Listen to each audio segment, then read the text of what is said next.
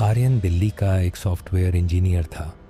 उसे अपने दादाजी की वसीयत में राजस्थान के किशनगढ़ गांव में एक पुरानी हवेली मिली थी, लाल हवेली।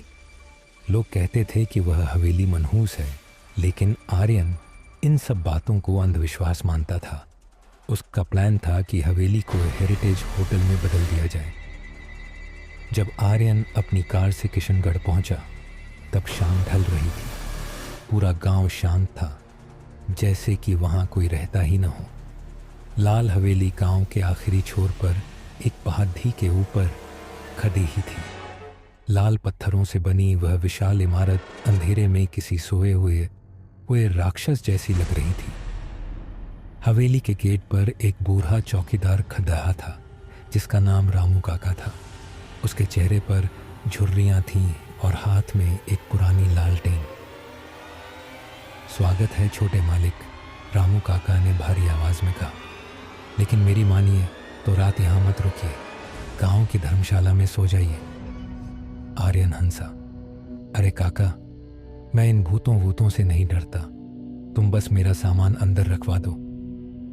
रामू काका ने एक गहरी सांस ली और अजीब नजरों से हवेली की ओर देखा। जैसी आपकी मर्जी मालिक, लेकिन तीसरी मंजिल पर मत जाइएगा, वहां बरसों से ताला लगा है। आर्यन को पहली मंजिल का एक बड़ा कमरा दिया गया। सफर की थकान के कारण उसे जल्दी नींद आ गई। रात के करीब 3 बजे अचानक एक घुंघरू की आवाज से आर्यन की आंख खुली। छम छम छम। आवाज बहुत धीमी थी, लेकिन सन्नाटे में साफ सुनाई दे रही थी। आर्यन बिस्तर से उठा। उसने सोचा शायद रामू काका कुछ कर रहे होंगे। वह कमरे से बाहर निकला। गलियारे में अंधेरा था, लेकिन अजीब बात यह थी कि घुंघरू की आवाज उसी बंद दरवाजे के पीछे से आ रही थी। आर्यन ने दरवाजे पर कान लगाया। अंदर से किसी औरत के गुनगुनाने की आवाज आई। आओ, मेरे पास आओ। आर्यन का दिल जोर जोर से धड़कने लगा। जैसे ही उसने ताले को छूने के लिए हाथ बढ़ाया, पीछे से किसी ने उसका कंधा झक देख लिया।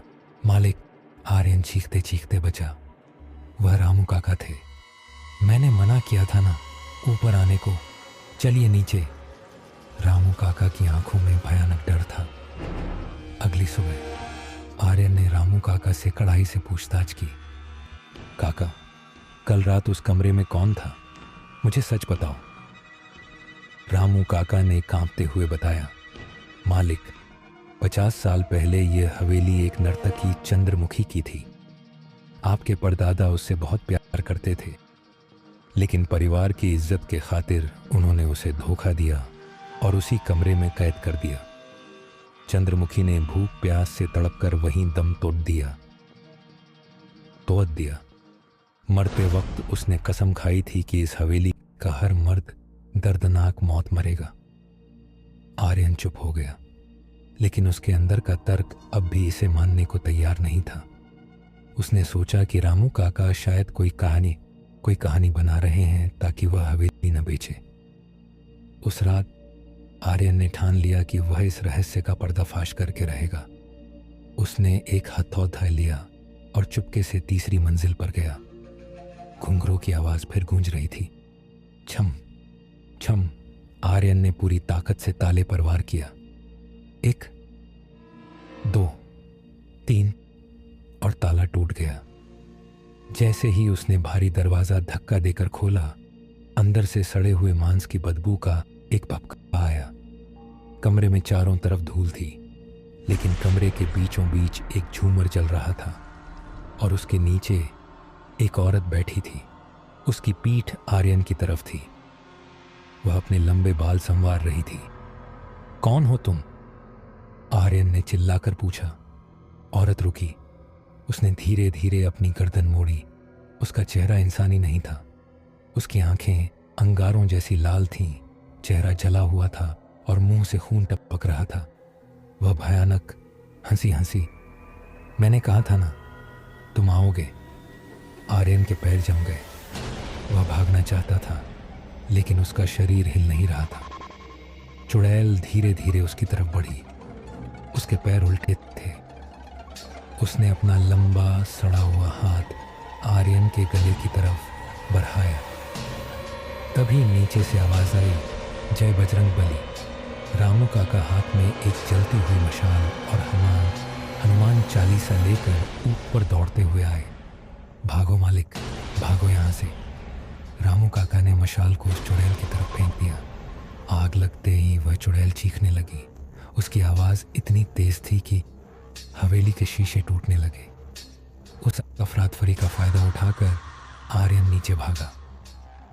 वह अपनी कार में बैठा और एक्सीलेटर दबा दिया। उसने पीछे मुड़कर नहीं देखा। वह बस गाड़ी भगाता रहा जब तक कि सूरज नहीं निकल आया। दिल्ली पहुंचकर आर्यन को कई दिनों तक तेज बुखार रहा। जब वह ठीक हुआ तो उसने फैसला किया कि वह उस हवेली को कभी नहीं बेचेगा और न ही वहां कभी जाएगा।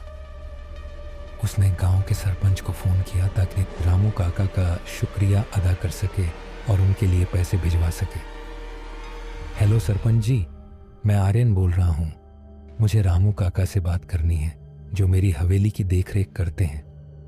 फ़ोन के दूसरी तरफ एक लंबी चुप्पी छा गई। सरपंच ने कहा, रामू काका? साहब, आप किस रामू काका की बात कर रहे हैं? उस हवेली का चौकीदार रामू तो 5 साल पहले ही मर चुका है। आर्यन के हाथ से फ़ोन छूटकर गिर गया। उसे याद आया कि जब उसने हवेली छोड़ी थी तो उसने गाड़ी के रियर व्यू मिरर में देखा था। तीसरी मंजिल की खिड़की पर 2 साए खड़े थे।